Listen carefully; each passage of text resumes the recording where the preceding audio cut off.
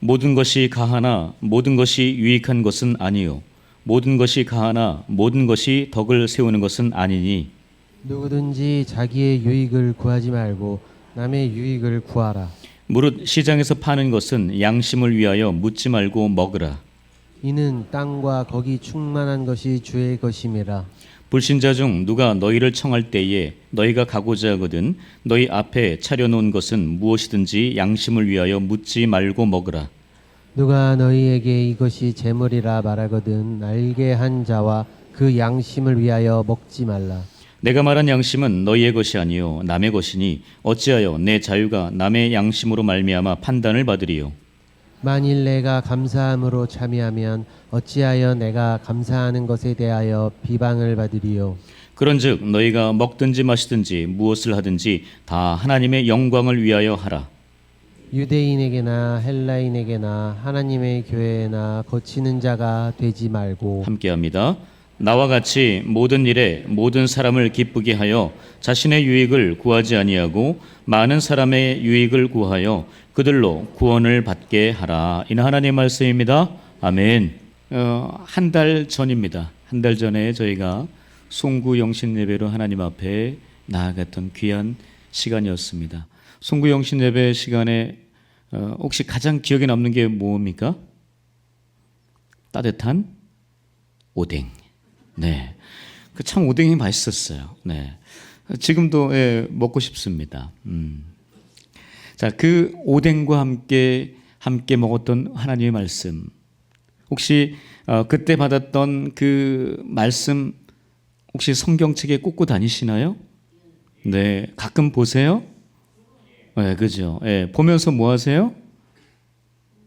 보면서 말씀을 묵상하고 또 말씀을 또 계속 곱씹고 그러면서 내가 이 말씀대로 살아봐야 되겠다라는 그런 결단도 하고 다짐도 하고. 근데 벌써 한 달이 지났어요. 혹시 그 말씀 기억하십니까? 네. 아이고, 뭐 어제 먹은 것도 기억 안 나는데 한 달 전 거를 기억하라고 하면 어떻게 합니까, 목사님? 네, 이럴 수 있지만 우리는 기억해야 됩니다. 저는 이 말씀 받았어요. 역대하 20장 20절 20 클럽에 있는 말씀입니다. 네, 바로 저 말씀이에요. 너희는 너희 하나님 여호와를 신뢰하라. 그리하면 견고히 서리라. 저 말씀이었습니다. 제가 사진을 참 예쁘게 찍어봤어요. 제 책상 위에서. 네, 바로 저 말씀이었습니다. 내가 하나님을 어떻게 믿고 살아갈 것인가? 바로 저는 하나님만을 신뢰하는 것입니다.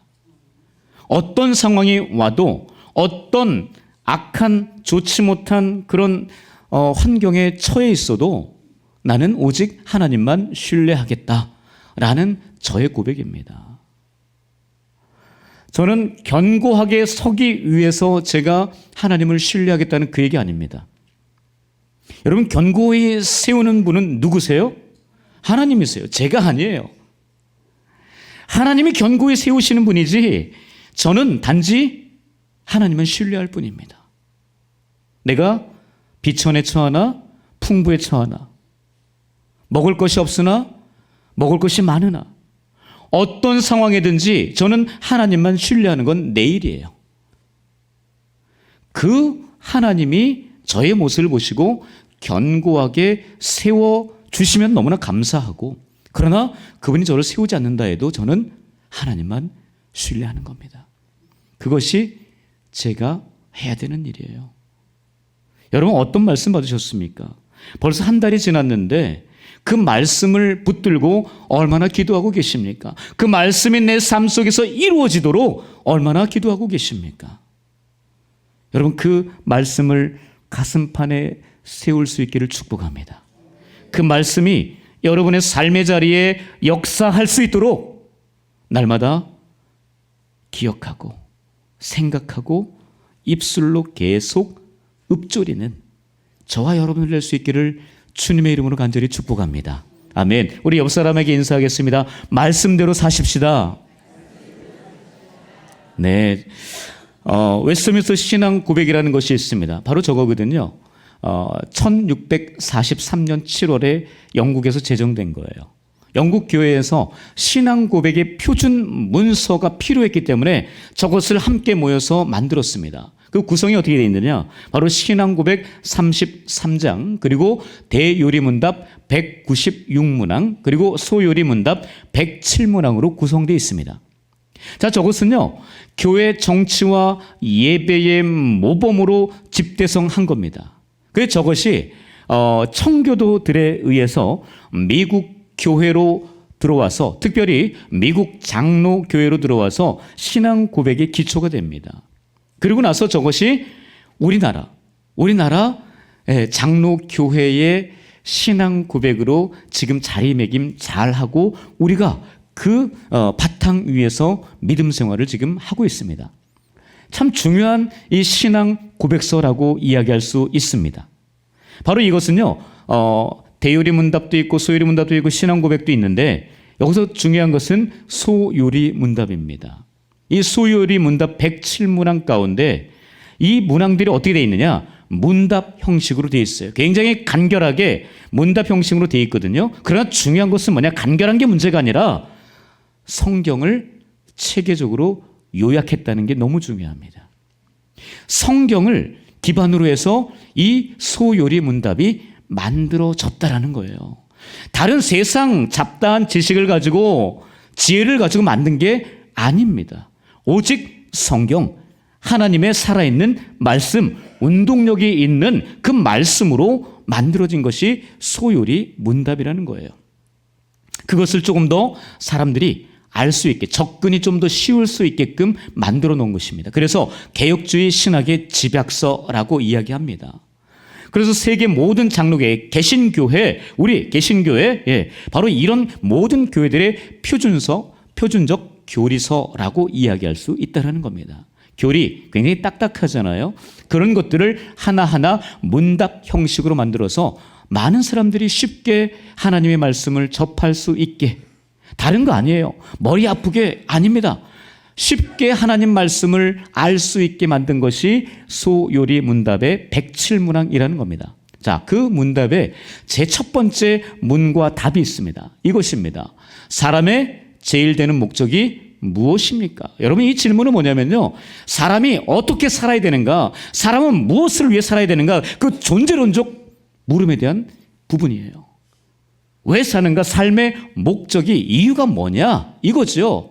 바로 그거에 대한 답이 이겁니다. 함께 읽어볼까요? 시작. 사람의 제일 되는 목적은 하나님을 영화롭게 하고 하나님으로 말미암아 영원토록 즐거워하는 것입니다. 바로 이것이에요.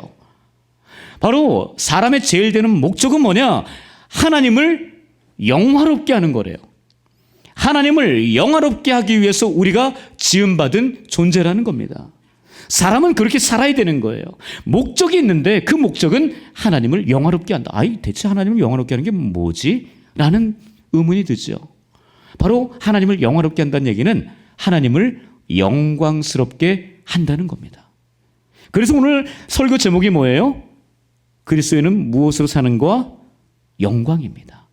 영광은요, 내 영광이 아니에요. 사람의 영광을 추구하는 게 아닙니다. 바로 하나님의 영광을 추구하는 것이 우리의 삶의 이유와 목적이라는 얘기입니다. 자, 그 영광을 하나님께 돌릴 때, 하나님을 영화롭게 할 때, 그 다음에 우리에게는 어떤 것이 주어지느냐? 바로 하나님으로 말미암아 즐거움이 생긴다는 겁니다. 여러분, 세상의 즐거움은 순간적이에요. 찰나적이거든요. 그러나 하나님이 주시는 그 즐거움은 영원한 것임을 믿습니다. 여러분, 영원한 것을 얻기 위해서 더 하나님을 영화롭게 하는 것은 우리의 의무, 우리가 당연히 그렇게 해야 된다라는 것입니다. 하나님께 영광을 올려드리는, 그래서 그 영광을 드림으로 말미암아 우리에게 참된 기쁨을 주시는, 즐거움을 주시는 위대하신 하나님을 찬양합니다. 할렐루야, 아멘. 네, 자, 이 하나님을 그러면 어떻게 영화롭게 할 것인가? 여러분, 이거에 대한 두 번째 질문이 있어요. 두 번째 질문이 뭐냐? 우리가 어떻게 하나님을 영화롭게 하며 그를 즐거워할 것인가를 지시하시기 위해 우리에게 주신 법칙이 있답니다. 자, 그 법칙이 뭔지 답을 한번 읽어볼까요? 자, 시작. 신구약 성경에 간직된 하나님의 말씀은 우리가 어떻게 하나님을 영화롭게 하며 그를 즐거워할 것인가를 우리에게 지시해 주는 유일한 법칙입니다. 신구약 성경 뭐예요? 하나님 말씀입니다. 구약이 몇 권이에요? 39권, 신약은 27권, 합하면 66권입니다. 66권의 하나님의 말씀, 바로 그것이 우리가 어떻게 하나님을 영화롭게 하며 영광을 올려드리며 그분의 그 즐거움에 참여할 것인가를 다 기록하고 있는 지침서 법칙이라는 겁니다. 바로 그것이 너무나 중요한 거예요. 성경은 그런 겁니다. 성경은 바로 하나님을 영화롭게 할 수 있는 모든 법칙의 모든 규칙들이 하나하나 기록되어 있다는 거죠. 여러분, 그 성경 우리가 가까이 해야 되잖아요. 그 성경 우리가 즐거워해야 되잖아요. 그 성경 우리가 자주 봐야 돼요. 자주 읽어야 됩니다. 여러분, 그 성경을 늘 가까이 하시며 늘 그 성경 안에서 살아계신 하나님을 만날 수 있는, 그리고 우리의 모든 것을 다시 한번 새롭게 변화시켜 가시는 그 하나님을 경험할 수 있는 저와 여러분들 될 수 있기를 주님의 이름으로 축복합니다. 아멘. 자, 그러면 하나님을 영화롭게 영광스럽게 하는 것이 성경에 기록되어 있다고 이야기하는데, 오늘 본문에서는 과연 그 하나님을 영화롭게 영광스럽게 하는 것이 뭐라고 구체적으로 이야기하는지 두 가지가 있어요. 자, 첫 번째입니다. 첫 번째, 한번 읽어볼까요? 시작. 다른 사람의 유익을 위해 살 때 하나님께 영광이 됩니다. 본문 24절이에요. 함께 읽겠습니다. 시작. 누구든지 자기의 유익을 구하지 말고 남의 유익을 구하라. 자기 유익을 구하지 말고 남의 유익을 구하라 라고 이야기합니다. 자기의 유익을 내려놓고 내 이익을 포기하고 다른 사람의 유익, 그 이익을 위해서 살면 그것이 하나님께 영광이 될 것이다 라고 이야기합니다. 하나님께 영광 올려드리는 방법, 구체적으로 사도 바울이 이야기해요. 내 유익 말고 다른 사람의 유익을 위해서 살아라. 그 이야기하는 겁니다. 하나님의 영광은 여러분 너무 추상적이라는 거 생각하지 마세요. 구체적으로 사도 바울이 이야기합니다. 여러분, 이 지금 사도 바울이 고린도 교회에 그리고 성도들에게 이 고린도 전후서를 썼거든요. 바로 그들의 신앙 성장을 위해서 교회의 여러 가지 문제점들을 해결하기 위해서 썼어요.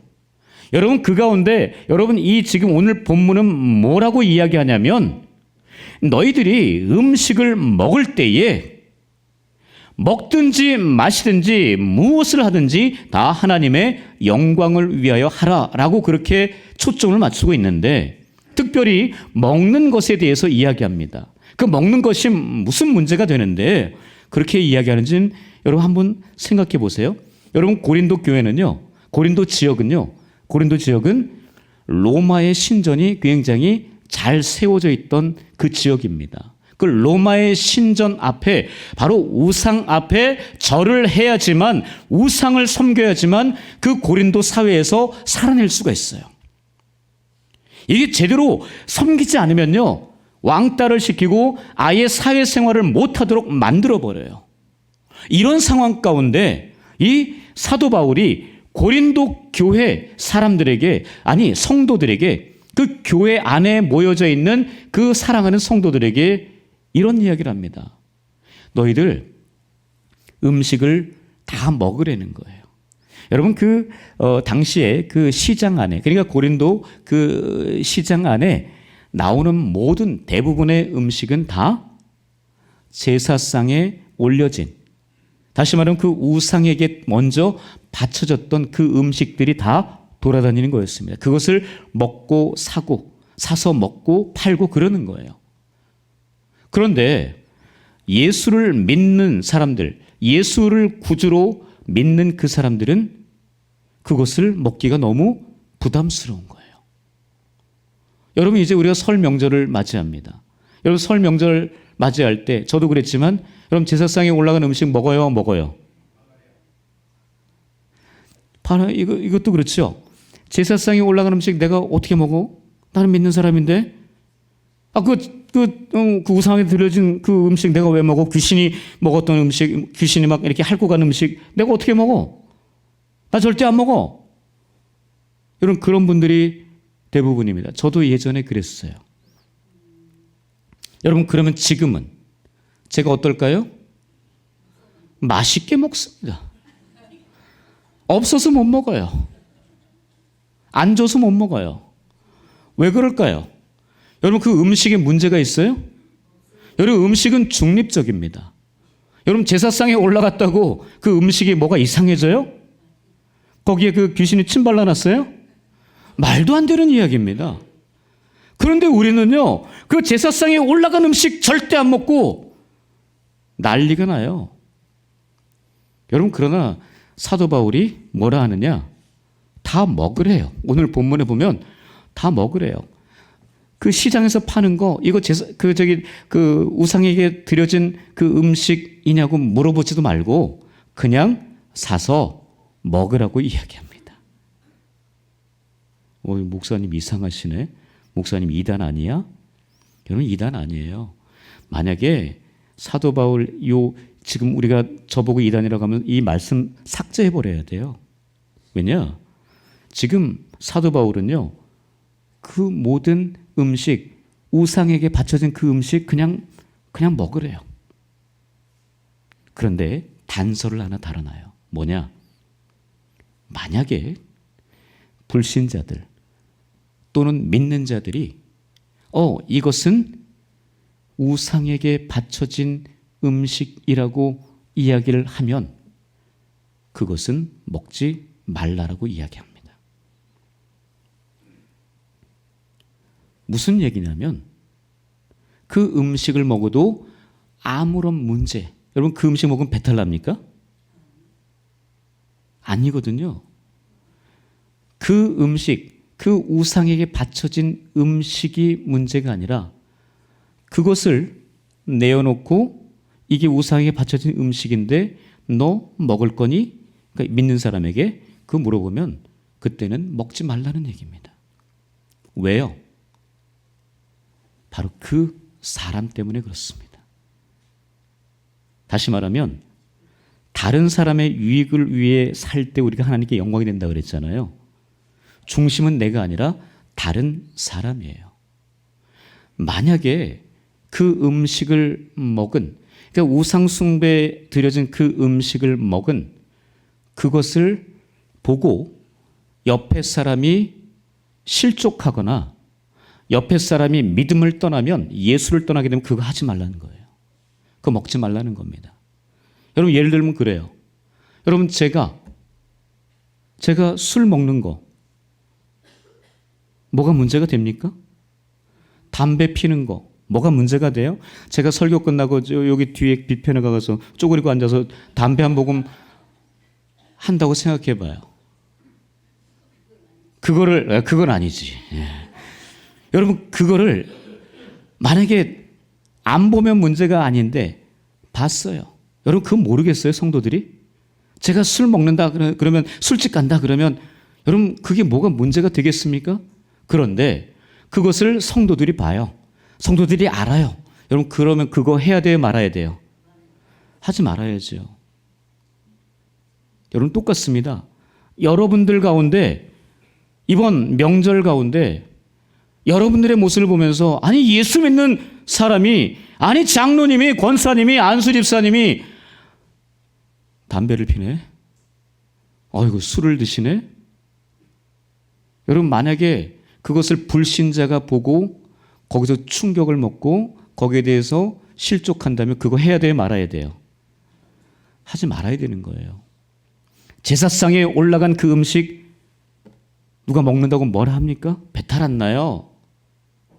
만약에 근데 믿지 않는 자들이 그것을 보고 실족한다면 그거 하지 말라는 겁니다. 그래서 지금 사도 바울이 이 지금 고린도서 10장에서 이야기하는 거예요.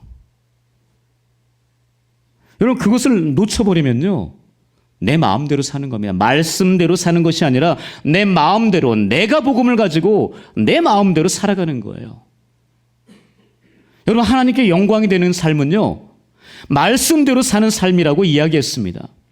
말씀대로 사는데 오늘 본문에 나온 대로요, 내 기준이 아니라, 내 유익이 아니라 다른 사람의 유익을 위해서, 다른 사람을 위해서 살아가라고 이야기하는 겁니다. 여러분 그것이 바로 하나님께 영광이 된대요. 내 기준이 아니라 하나님, 바로 예수 그리스도 앞에서 다른 사람을 위해서 그 영혼이 마음 상하지 않고 상처 입지 않고 실족하지 않게 살아가는 것이라고 이야기합니다. 이것이 바로 하나님께 영광이 되는 삶이라고 매우 구체적으로 사도 바울이 우리에게 알려주고 있습니다. 여러분 그것을 잘 기억하시고 하나님 앞에서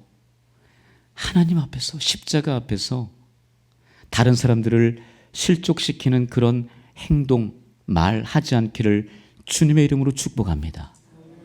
여러분 예수님 시대 때 가장 많이 욕을 먹었던 부류가 있습니다. 바로 종교 지도자들이죠.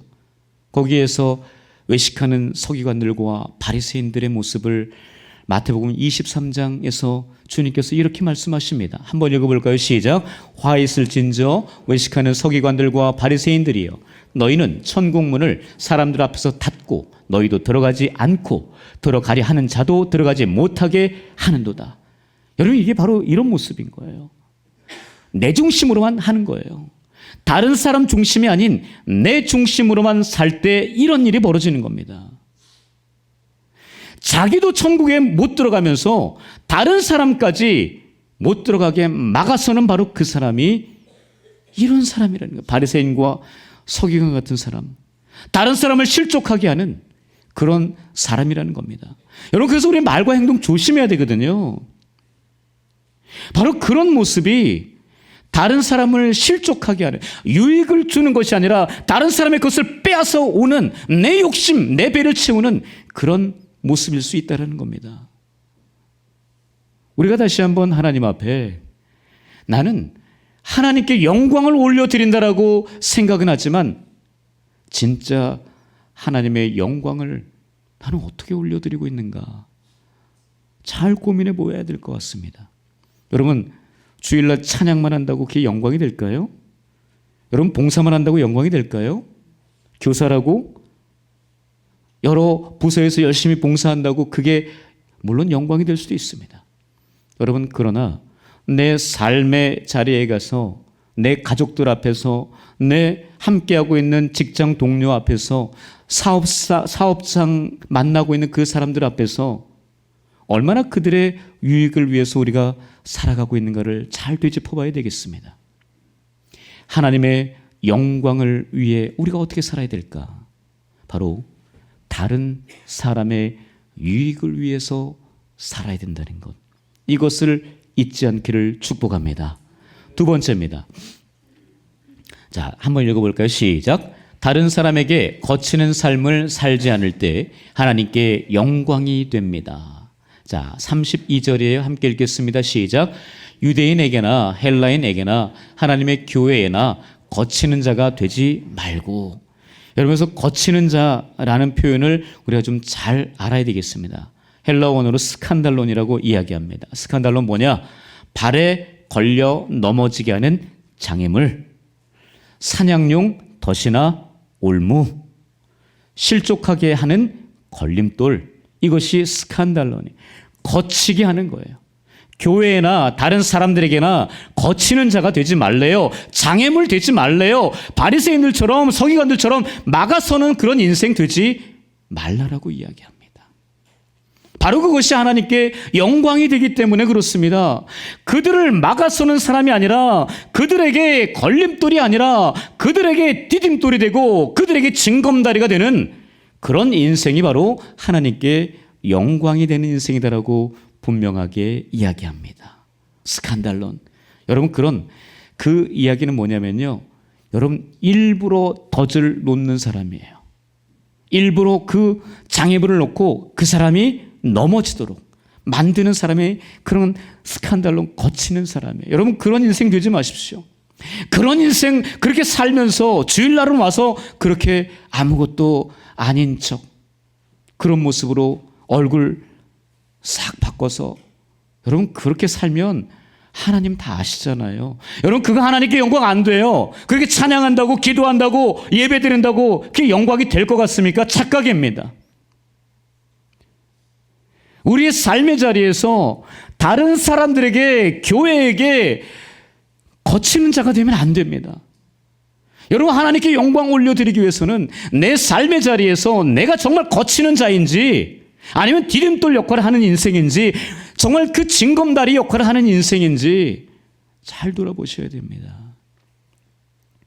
하나님은 우리에게 분명하게 예수 그리스도를 보내주시면서 그분의 삶을 통해서 진짜 디딤돌, 징검다리가 뭔지에 대해서 명확하게 알려주셨어요. 바로 그분은 예수 그리스도는 자기 희생, 자기 헌신.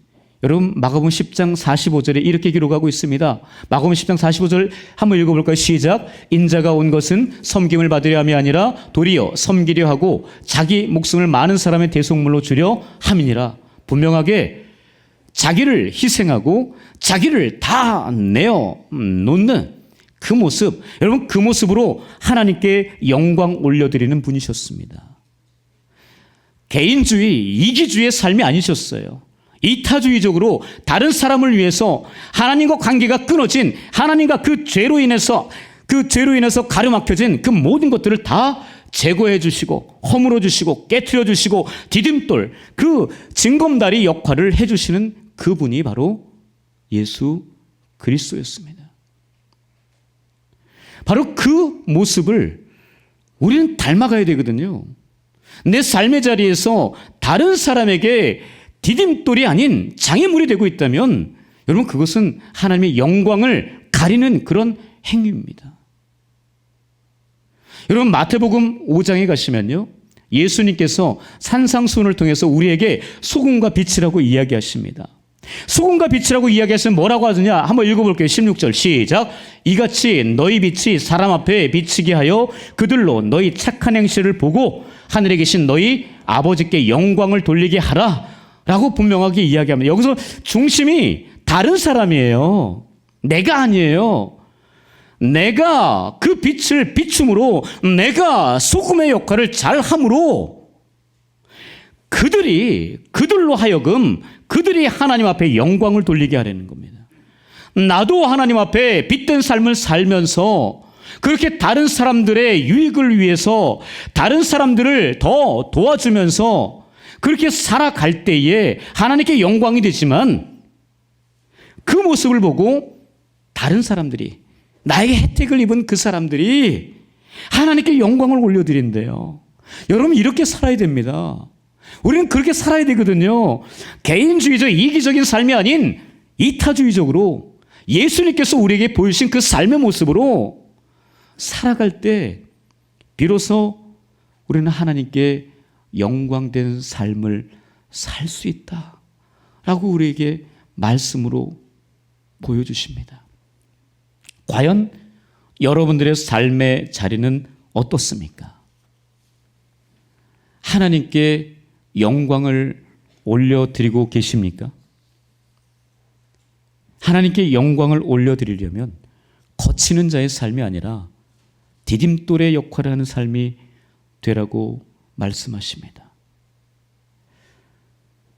그리고 그 모습을 보고 다른 사람, 제3자가 믿지 않는 불신자가 하나님께 영광 올려드리게 하래요. 여러분 하나님께 영광 올려드린다는 거 너무 추상적으로만 생각하지 마시라고 다시 한번 말씀드립니다. 거치는 삶을 살지 않을 때 우리는 하나님께 영광된 삶을 살 수 있습니다. 여러분 C.S. 루이스라는 20세기를 대표하는 기독교 사상가가 있습니다. 문학가입니다. 탁월한 변증가입니다. 그분이 이런 얘기합니다. 한번 읽어볼까요? 시작. 그리스도인은 자신이 옳은지보다 다른 사람이 하나님께 나아가도록 돕고 있는지를 먼저 물어야 한다. 여러분, 저는 명확하게 C.S. 루이스 이분이 짚었다고 생각이 듭니다. 여러분, 자신이 옳은 것을 증명하는 삶이 그리스도인의 삶이 아니거든요.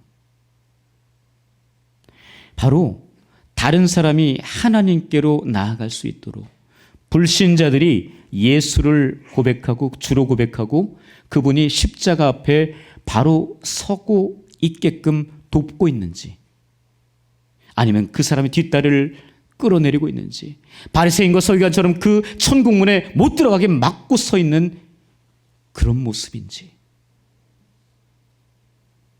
명확하게 자기 자신에게 물어봐야 됩니다. 너는 어떠냐?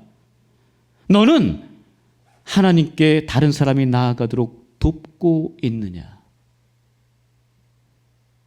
자기를 증명하려고 그렇게 하나님 앞에서 성전에 서서 손 들고 기도하는 그 바리새인이 아니라 감히 눈도 못 들고 하늘도 쳐다보지 못하고 무릎 꿇고 겸손하게 나는 죄인입니다. 하나님, 나를 불쌍히 여겨주십시오 라고 고백하는 그 세리의 모습이 바로 그 사람이 하나님께 영광된 그런 사람의 모습 아닐까요? 여러분, 우리는 누구나 하나님의 영광을 바라보며 그 영광을 위해 살아가려고 애를 씁니다. 그러나 방법을 잘 아셔야 됩니다. 가장 중요한 방법은 말씀대로 사는 겁니다. 거기에 구체적으로 두 가지를 이야기했습니다. 하나는 다른 사람의 유익을 위해서 살아라. 또 하나는 다른 사람에게 거치는 자가 되지 마라. 그 두 가지를 이번 한 주간 동안 여러분 잘 기억하시고 우리의 삶의 자리에서 한번 도전해 보시고 하나님께 온전한 영광을 올려드리고, 또한 나에게 혜택을 입은 그 사람들이 하나님의 영광을 나타내고 하나님의 영광 안에 들어올 수 있는 그런 귀한 삶이 될 수 있기를 주님의 이름으로 간절히 축복합니다. 아멘. 기도하겠습니다. 하나님, 감사합니다. 하나님, 오늘도 하나님의 운양의 귀한 성전에서 하나님의 은혜 받게 하시니 감사드립니다. 하나님, 그 은혜 받은 우리들 하나님의 영광을 나타내는 귀한 삶으로 전해지도록 우리를 붙잡아 주옵소서. 하나님, 그 영광을 올려드리는 삶이 내 유익이 아닌 다른 사람의 유익을 위한 삶이라는 사실을 반드시 깨닫게 하여 주옵소서. 또한 내가 다른 사람들에게 거치는 자, 걸림돌, 장애물이 되지 않게 하시고 다른 사람들이 하나님께로 나아가도록 도와주는 디딤돌 역할을 하여서 하나님께는 영광이 되고, 또한 그 도움을 입은 사람들도 하나님의 영광을 나타내고 돌리는 귀한 아름다운 하나님의 나라를 만들어가는 우리 모든 운양의 식구들 되게 하여 주옵소서. 감사하며 살아계신 예수님의 이름으로 기도합니다. 아멘.